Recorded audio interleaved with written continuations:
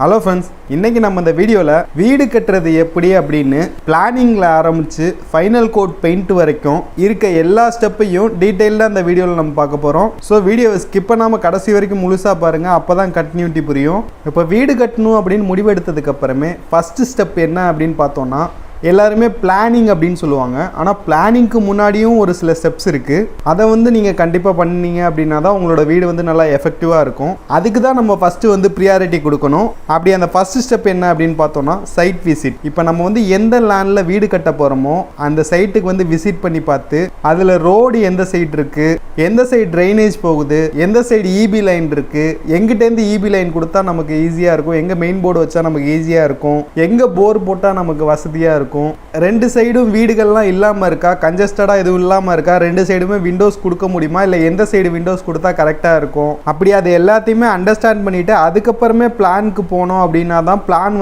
நல்லா பர்ஃபெக்டாக வரும். அதுக்கப்புறமே ரெண்டாவது ஸ்டெப் என்ன அப்படின்னு பார்த்தோம்னா லேண்ட் அப்ரூவல். இப்போ நம்ம வீடு கட்ட போகிற லேண்டு அப்ரூவ்டு லேண்டு தானா அப்படிங்கிறத ஃபஸ்ட்டு செக் பண்ணிக்கணும். செக் பண்ணிவிட்டு அப்புறம் அப்ரூவல் இல்லை அப்படின்னா அந்த அப்ரூவலை நம்ம ஃபஸ்ட்டு வாங்கிக்கணும். அப்படி லேண்ட் அப்ரூவல் வாங்காமல் நம்ம வீடு கட்ட ஸ்டார்ட் பண்ணிட்டோம் அப்படின்னா ஃபியூச்சரில் நிறைய பிரச்சனைகள் வரும். அதனால லேண்டில் பொறுத்த வரைக்கும் அப்ரூவல்லாம் கரெக்டாக இருக்கா, வேறு எதுவும் இல்லங்க இருக்கா அப்படிங்கிறதெல்லாம் செக் பண்ணிவிட்டு நீங்கள் வீடு கட்ட ஆரம்பிச்சிங்க அப்படின்னா ரொம்பவே நல்லது. ஏன்னா நிறைய பேர் அவங்க வீடு கட்ட ஆரம்பிச்சிருவாங்க. ஆரம்பித்ததுக்கப்புறமே பார்த்தீங்கன்னா அந்த லேண்ட்லேருந்து ஏதாவது வில்லங்கிருந்து பிரச்சனை வரும். ஸோ இந்த மாதிரி பிரச்சனைகள்லாம் வரக்கூடாது அப்படின்னு நினச்சிங்கன்னா பத்திரம் எல்லாமே கரெக்டாக இருக்கா, அப்ரூவல் எல்லாம் கரெக்டாக இருக்கா அப்படிங்கிறத செக் பண்ணிக்கோங்க. அப்புறமே மூணாவது ஸ்டெப் என்ன அப்படின்னு பார்த்தோம்னா அதுதான் பிளான். இந்த பிளான் அப்படிங்கிறது எந்த இடத்துல கிச்சன் வருது, எந்த இடத்துல ஹால் வருது, எந்த இடத்துல பெட்ரூம் வருது அப்படின்னு சொல்லிட்டு ஒரு 2D லே அவுட்டாக போடுறது தான் அந்த பிளான் அப்படின்னு சொல்லுவோம். இந்த 2D பிளான் ஃபைனல் ஆனதுக்கு அப்புறமே அந்த பிளானை பிளான் அப்ரூவலுக்கு, அதாவது பில்டிங் அப்ரூவலுக்கு கொடுத்துருங்க.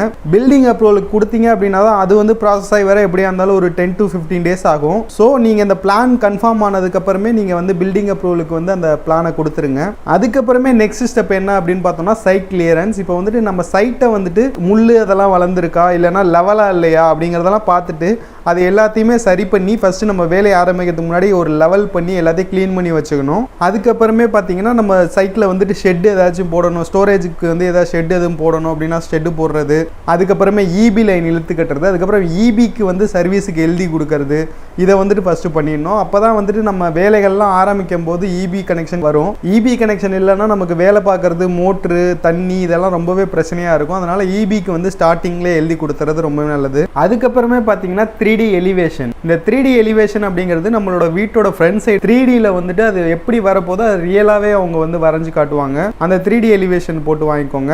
அதுக்கப்புறமே பார்த்தீங்கன்னா உங்களோட லேண்டோட சாயில் டெஸ்ட் எடுத்துக்கோங்க. சாயில் எவ்வளோ பியரிங் கெப்பாசிட்டியோட இருக்குது அப்படிங்கிற சாயில் டெஸ்ட் எடுத்தீங்க அப்படின்னா தான் அதுக்கேற்ற மாதிரி நீங்கள் என்ன ஃபவுண்டேஷன் யூஸ் பண்ணலாம் அப்படிங்கிறத ஃபிக்ஸ் பண்ண முடியும். இந்த சாயில் டெஸ்ட் முடிஞ்சதுக்கு அப்புறமே பார்த்தீங்கன்னா ஸ்ட்ரக்சரல் டிராயிங். ஆனால் ஸ்ட்ரக்சரல் டிராயிங் நிறைய பேர் போட மாட்டாங்க. ஒரு 1000-2000 ஸ்கொயர் ஃபீட்டுக்குள்ளே வீடு கட்டுறவங்க யாரும் ஸ்ட்ரக்சரல் டிராயிங் போட மாட்டாங்க. ஒரு மனக்கணக்கில் அவங்களோட அனுபவத்தை வச்சு அந்த மாதிரி தான் அவங்க இது வரைக்கும் பண்ணிட்டு இருக்காங்க.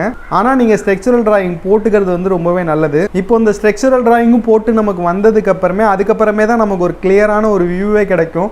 எவ்வளோ என்ன மாதிரியான ஃபவுண்டேஷன் போட போகிறோம், என்ன சைஸில் பீம் காலம்லாம் என்ன சைஸில் போட போகிறோம் அப்படிங்கிற ஒரு கிளியரான ஸ்ட்ரக்சர் கிடைச்சிரும். அதுக்கப்புறமே பார்த்தீங்கன்னா எஸ்டிமேஷன் போடணும். இந்த எஸ்டிமேஷன் போடாமல் வீடு கட்டுறதுனால தான் பார்த்தீங்கன்னா நம்மளோட செலவு ரொம்பவே நம்ம கையை தாண்டி போயிடும். அதனால இந்த ப்ராசஸ்லாம் முடிஞ்சதுக்கு அப்புறமே எஸ்டிமேட் போட்டிங்கன்னா தான் எஸ்டிமேட்டும் கரெக்டாக இருக்கும். அப்படி எஸ்டிமேஷனுக்கு முடிஞ்சதுக்கு அப்புறமே ஷெட்யூல் போட்டுக்கோங்க. இந்த ஷெட்யூல் உங்களுக்கு ஏற்ற மாதிரி நீங்கள் ஒரு ரஃபாக கூட நீங்கள் போட்டுக்கலாம். உங்களோட நாலேஜை வச்சு எத்தனை நாளில் ஃபவுண்டேஷன் ஒர்க்கை முடிக்கணும், எத்தனை நாளில் பேஸ்மெண்ட் ஒர்க்கை முடிக்கணும், எத்தனை நாளில் ரூஃப் ஒர்க்கை முடிக்கும் அப்படின்னு சொல்லிட்டு நீங்களாக ஒரு மனக்கணக்கில் நீங்களே போட்டுக்கலாம். அந்த மாதிரி ஷெட்யூல் போட்டு வச்சுட்டு வேலை பார்க்கும்போது நமக்கு வேலையும் நம்ம ஈஸியாக இருக்கும். நமக்கும் ஸ்பீடாக போகிறோமா ஸ்லோவாக போகிறோமா அப்படிங்கிற ஒரு ஐடியா இருக்கும். அதுக்கப்புறமே அடுத்த ஸ்டெப் என்னன்னு பார்த்தோம்னா போர். இது ஒரு ஆப்ஷனல் ஸ்டெப் தான். இப்போ நீங்கள் போர் நீங்கள் ஒரு மூலையில் வருது, காம்பவுண்ட் வால் மூலையில் வருது, பில்டிங் கட்டினதுக்கு அப்புறமே போர் போட முடியாது, இடைஞ்சலாக இருக்குது அப்படின்னா நீங்கள் முன்னாடியே போர் போட்டுக்கோங்க. அதுக்கப்புறமே இந்த போர் போடுறதுக்கு பார்த்தீங்கன்னா ஸ்பேஸ் எல்லாம் வேணும். அதுவும் இல்லாமல் போர் போடும்போது அப்படியே உள்ளேருந்து சேரெல்லாம் தெரிக்கும். வேலை முடிஞ்சதுக்கு அப்புறமே பண்ணோம் அப்படின்னா அது கஷ்டம். அதனால இந்த ஸ்டேஜ்லேயே நீங்கள் போர் போட்டுக்கிறது தான் நல்லது. இந்த மாதிரி வேலை ஆரம்பிக்கிறதுக்கு முன்னாடி இத்தனை ப்ரீ ஒர்க்கையும் நம்ம பண்ணி வச்சோம் அப்படின்னா தான் நம்ம ஒர்க் ஆரம்பிச்சதுக்கு அப்புறமே நம்மளோட ப்ரெஷர் கொஞ்சம் கம்மியாகும். ஸோ இதுக்கப்புறமே அதுக்கப்புறமே தான் பார்த்தீங்கன்னா மார்க்கிங். இந்த மார்க்கிங் அப்படிங்கிறது இந்த பில்டிங்கில் வந்துட்டு ரொம்பவே ஒரு இம்பார்ட்டண்டான ஸ்டெப்பு. இதை வந்துட்டு ரொம்பவே கேர்ஃபுல்லாக பண்ணிக்கோங்க. அதுக்கப்புறமே பார்த்தீங்கன்னா எக்ஸ்கவேஷன். இப்போ நீங்கள் காலம் ஃபவுண்டேஷன் போடுறீங்க அப்படின்னா எக்ஸ்கவேஷன் பண்ணுவீங்க. அப்படி இல்லைன்னா நீங்கள் வந்துட்டு பைல் போடுறீங்க அப்படின்னா டேரெக்டாக பைல் போட்டுக்குவீங்க. இப்போ காலம் போடுறீங்க அப்படின்னா ஃபூட்டிங் போடணும். அதுக்கப்புறமே பார்த்தீங்கன்னா காலம் வந்துட்டு பிளிந்த் பீம் வரைக்கும் ஹைட் பண்ணிட்டு அதுக்கப்புறமே அதில் உள்ள வந்து அந்த குழியில் மண்ணை தள்ளி விட்டு நல்லா கன்சல்டேட் பண்ணிடணும். அதுக்கப்புறமே பார்த்தீங்கன்னா earth beam, plinth beam, tie beam, belt beam, இப்படி எப்படி வேணா சொல்லலாம். அந்த பீம் தான். இந்த பிளிந்த் பீம் போடுறதுக்கு முன்னாடி கீழே வந்துட்டு பிசிசி போட்டுக்கணும். சுற்றிலுமே எந்த இடத்துலலாம் பிளிந்த் பீம் வருதோ அந்த இடத்துலலாம் வந்து பிசிசி போட்டுக்கணும். இது ஏன் அப்படின்னு பார்த்தீங்கன்னா சாயிலுக்கும் அந்த நம்மளோட காங்கிரீட்டுக்கும் இருக்க கனெக்டிவிட்டி வந்து கட் பண்ணுறதுக்காக.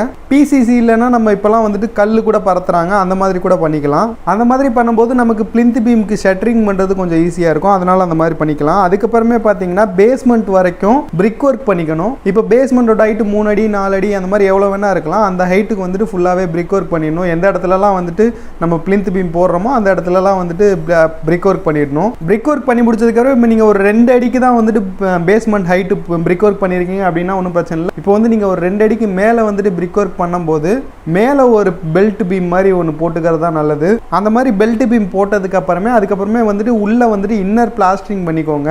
அப்போ தான் வந்துட்டு உள்ளே கொட்டுற மண்ணோட அந்த ஈரப்பதம் வந்து வெளியே ஈரங்காக்காமல் இருக்கும். அதனால் உள்ளே வந்துட்டு நல்லா பிளாஸ்டரிங் பண்ணிவிட்டு அதுக்கப்புறம் டேம்ப் ப்ரூஃப் கோட்டுன்னா அடிச்சுக்கோங்க. இந்த மாதிரி அடிச்சு முடிச்சதுக்கு அப்புறமே இந்த பேஸ்மெண்ட்குள்ளே வந்துட்டு சாயில் ஃபில் பண்ணிக்கோங்க. சாயில் ஃபில் பண்ணதுக்கப்புறமே நல்லா தண்ணி விட்டு நல்லா கன்சால்டேட் பண்ணிவிட்டு அதுக்கப்புறமே டெர்மினேட்லாம் போட்டுட்டு அதுக்கப்புறமே பிசிசி போட்டுக்கோங்க. இந்த பிசிசி அப்படிங்கிறது தான் நம்ம கிரவுண்ட் ஃப்ளோரோட ஃப்ளோர் ஸ்லாப். இதை வந்து நீங்கள் ஆர்சிசியில் கம்பி கட்டி கூட நீங்கள் போட்டுக்கலாம். இந்த ஃப்ளோர் ஸ்லாப் முடிஞ்சதுக்கப்புறமே அடுத்து வந்துட்டு காலம் வந்து போட்டுக்கோங்க. காலம் வந்துட்டு பார்த்தீங்கன்னா ஒரு சில பேர் வந்து 7 அடிக்கு போடுவாங்க, ஒரு சில பேர் வந்து 10 அடிக்கு போடுவாங்க. நீங்கள் இப்போ வந்துட்டு லோட் பேரிங் ஸ்ட்ரக்சர் கட்ட போகிறீங்க, லிண்டல்லே பீம் கொடுக்க போகிறீங்க அப்படின்னா 7 அடியோட ஸ்டாப் பண்ணிடுங்க. அப்படி இல்லை நான் வந்துட்டு ஃப்ரேம்டு ஸ்ட்ரக்சர் தான் பண்ண போகிறேன், 10 அடியில் தான் வந்துட்டு பீம் கொடுக்க போகிறேன் அப்படின்னா அந்த பீமோட பாட்டம் வரைக்கும் காலம் போட்டுக்கோங்க. காலம் போட்டுட்டு அதே மாதிரி தான் நீங்கள் ஃப்ரேம் ஸ்ட்ரக்சர் பண்ணுறீங்க அப்படின்னா பிளாக் ஒர்க் வந்து அப்புறமே பண்ணிக்கலாம். ஏன்னா ஃப்ரேம்டு ஸ்ட்ரக்சரில் வந்து பிரிக் ஒர்க் அப்படிங்கிறது ஒரு பார்ட்டிஷன் மட்டும்தான் அது தேவைப்படும். ஆனால் வந்து லோட் பீரிங் ஸ்ட்ரக்சரில் அதில் தான் வந்துட்டு லோடு உட்காரும். ஸோ வந்து லோட் பீரிங் ஸ்ட்ரக்சர் அப்படின்னா நீங்கள் வந்துட்டு பிளாக் ஒர்க் பண்ணி முடிச்சுக்கோங்க. அப்புறமே பார்த்தீங்கன்னா விண்டோவோட பாட்டம் லெவலில் பார்த்தீங்கன்னா சில்க் காங்கிரீட் போட்டுக்கோங்க. அதுக்கப்புறமே டாப் லெவலில் லிண்டல் காங்கிரீட் போட்டுக்கோங்க. அதுக்கப்புறமே ரூஃப் ஸ்லாப் வந்துடும். ரூஃப் ஸ்லாபுக்கு வந்து ஷட்டரிங் அடிச்சு கம்பி கட்டிட்டு ரூஃப் ஸ்லாப் போட்டுக்கோங்க. இந்த ரூஃப் ஸ்லாப் போட்டதுக்கு அப்புறமே கண்டிப்பாக குறைஞ்சது 15 நாள்லேருந்து 21 நாள் வரைக்கும் பில்டிங்கில் எதுவுமே கை வச்சு நம்ம எதுவுமே வேலை பார்க்க முடியாது. வேணும்னா அவுட்டரில் வந்துட்டு காம்பவுண்ட் வால் ஒர்க்கு அந்த மாதிரி ஏதாச்சும் செப்டி டேங்க் அவுட்டரில் போடுறோம் அப்படின்னா அந்த மாதிரியான ஒர்க் பார்க்கலாம். மற்றபடி பில்டிங்கில் வந்துட்டு ஃபுல்லாகவே க்யூரிங்க்கு விட்டுறணும். ஆனால் அந்த டைம்லேயே பார்த்தீங்கன்னா நீங்கள் அந்த மரம் எடுக்கிறது, நில ஜன்னலுக்கெல்லாம் மரம் எடுக்கிறது, அதுக்கப்புறமே அதுக்கான கிரில் ரெடி பண்ணுறது, அந்த வேலைகள்லாம் முடிச்சு வச்சுக்கோங்க.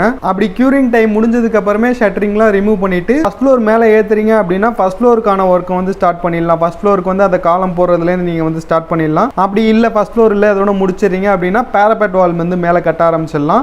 இப்போ வந்து ஹெட்ரூம் மேலே ஏற்றுறீங்க அப்படின்னா அந்த ஹெட்ரூம் ஒர்க்கை நீங்கள் வந்து பார்க்க ஆரம்பிச்சிடலாம். அதே நேரத்தில் உள்ள வந்து சைமல்டேனியஸாக எலக்ட்ரிக்கல் பைப்லைன் ஒர்க்கு, அப்புறம் பாத்ரூம் கிச்சனுக்கான பிளம்பிங் ஒர்க்கு, அப்புறம் நில ஜன்னல் வைக்கிறது, இந்த மாதிரியான ஒர்க்கெல்லாம் முடிச்சிருங்க. அந்த ஒர்க் முடிச்சதுக்கு அப்புறமே உள்ளுக்குள்ளே வந்துட்டு எல்லா இன்னர் சைடு எல்லாத்துக்குமே புல்மார்க் வச்சுட்டு இன்னர் பிளாஸ்டரிங் முடிச்சிருங்க. அப்படி இன்னர் பிளாஸ்டரிங் பண்ணும்போதே வந்துட்டு நீங்கள் வந்து கிச்சன் டேபிள் அந்த மாதிரியான விஷயங்கள்லாம் உள்ளே வந்துட்டு ஃபினிஷ் பண்ணிவிட்டு ஒரேடியாக வந்துட்டு நீங்கள் வந்து எல்லாத்தையுமே ஃபினிஷிங்காக பிளாஸ்டரிங் பண்ணிட்டீங்க அப்படின்னா ரொம்பவே நல்லாயிருக்கும். உள்ளே இன்னர் பிளாஸ்டரிங் முடிஞ்சதுக்கு அப்புறமே வெளியில் வந்துட்டு நம்ம கைப்பிடி செவரு எல்லாமே கட்டி முடிச்சிருவோம். ஸோ வந்துட்டு அந்த டைமில் வந்துட்டு நீங்கள் வெளியே அவுட்டர் பிளாஸ்டரிங்க்கு விட்டுறலாம். அந்த டைமில் பார்த்தீங்கன்னா உள்ளுக்குள்ளே வந்துட்டு ஒயிட் வாஷ் அடிக்கிறது, ஒயிட் வாஷ் அடிக்கிறதுனால அடிக்கலாம், இல்லை டேரெக்டாக பட்டி வந்துட்டு நம்ம பார்க்கறதுனால பார்க்கலாம். அதுக்கப்புறமே பார்த்தீங்கன்னா பாத்ரூமில் டைல்ஸ் ஒட்டுறது, அதுக்கப்புறமே பாத்ரூம் ஃபிட்டிங்ஸ் போடுறது, இந்த ஒர்க்லாம் முடிச்சிடலாம். அதுக்கப்புறமே உள்ளுக்குள்ளே வந்துட்டு பட்டி பார்க்கறதுக்கு முன்னாடி நம்ம வந்து ஒயரிங்கை முடிச்சிடுறது நல்லது. பட்டி பார்த்ததுக்கு அப்புறமே நம்ம வந்துட்டு இது ஏணியெல்லாம் போட்டோம் அப்படின்னா அந்த ஒரு ஸ்க்ராச்சஸ்லாம் அதில் வந்துட்டு தெரியும். ஸோ வந்துட்டு பட்டி பார்க்கறதுக்கு முன்னாடியே வந்து ஒயரிங்லாம் முடிச்சிடுறது நல்லது.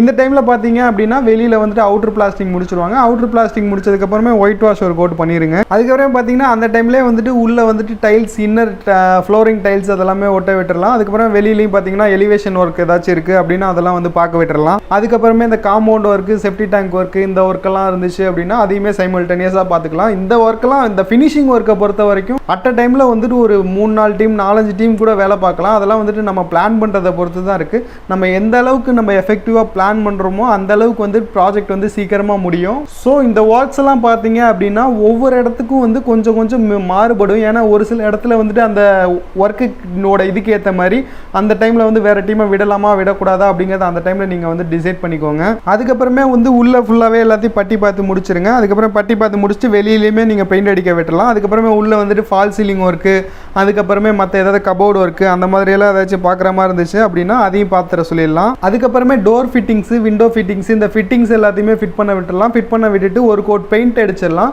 பெயிண்ட் அடிச்சதுக்கப்புறமே பார்த்தீங்க அப்படின்னா ஸ்விட்ச் போர்டு வந்து மாட்ட சொல்லிடலாம். எப்போவுமே வந்துட்டு ஒரு கோட் பெயிண்ட்டை மட்டும் ஃபஸ்ட்டு அடிச்சுக்கோங்க. அதுக்கப்புறமே எல்லா ஒர்க்குமே முடிஞ்சதுக்கு அப்புறமே நீங்கள் ஃபைனல் கோட் அடிச்சுக்கலாம். பார்த்தோம் அப்படின்னா கிரகப்பிரவேசம் முடிஞ்சு கூட நம்ம ஃபைனல் கோட் அடிச்சுக்கலாம். ஏன்னா கிரகப்பிரவேசத்தில் வந்துட்டு நிறைய பேர் வருவாங்க, நிறையா வந்துட்டு டஸ்ட் ஆகும். அதுக்கப்புறமே நம்ம ஓமம்லாம் வளர்க்குறோம் அப்படின்னா அதோட புகையெல்லாம் வந்துட்டு ஒரு மாதிரி அதை டல் ஆக்கிடும். ஸோ வந்துட்டு நீங்கள் கிரகப்பிரவேசம் முடிச்சு கூட நீங்கள் செகண்ட் கோட் வந்து ஃபைனல் பண்ணிக்கலாம். ஸோ இதுதான் வந்துட்டு வீடு கட்டுறதோட ப்ராசஸ். இதில் வந்துட்டு இது ஒவ்வொரு ப்ராசஸையும் வந்து நம்ம டீட்டெயில்டாக இதுக்கு முன்னாடியே நம்ம வீடியோஸ்லாம் வந்துட்டு எக்ஸ்பிளைன் பண்ணியிருக்கோம். பார்க்கல அப்படின்னா நம்மளோட கன்ஸ்ட்ரக்ஷன் டிப்ஸ் அப்படின்னு பிளேலிஸ்ட் இருக்குது, அதில் போயிட்டு பார்த்துக்கோங்க. ஒரு சில ஒர்க்ஸோட அந்த டீட்டெயில்ஸ் எல்லாம் வந்துட்டு இன்னும் நம்ம வீடியோஸ் போடலை. இதெல்லாம் வந்து நம்ம ஃபியூச்சரில் வந்து அந்த வீடியோஸையும் நம்ம வந்து அப்லோட் பண்ணிடுவோம். ஸோ தொடர்ந்து இந்த வீடியோஸ் எல்லாம் பெறதுக்கு நம்ம சேனலுக்கு சப்ஸ்கிரைப் பண்ணி அந்த பெல் ஐக்கனையும் கிளிக் பண்ணி வச்சுக்கோங்க. இந்த வீடியோ உங்களுக்கு பிடிச்சிருந்துச்சு அப்படின்னா ஒரு லைக் ஒன்று கொடுத்துக்கோங்க. இது மாதிரி நாங்கள் நிறைய வீடியோஸ் பண்ணுறதுக்கு அது வந்து எங்களுக்கு என்கரேஜிங்காக இருக்கும். இந்த வீடியோ எப்படி இருந்துச்சு அப்படிங்கிறது கீழே கமெண்ட் பாக்ஸில் கமெண்ட் பண்ணிக்கோங்க.